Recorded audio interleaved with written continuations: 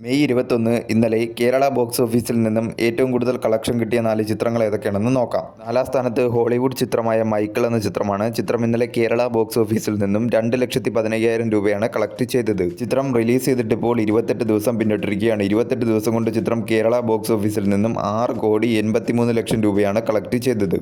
ചിത്രം കേരളത്തിൽ ഒരു ഹിറ്റായി മാറിയിരിക്കുകയാണ്.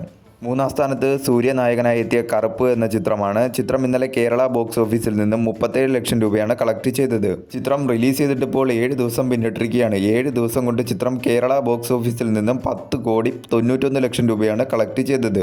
ചിത്രം കേരളത്തിൽ ഒരു ഹിറ്റായി മാറിയിരിക്കുകയാണ്.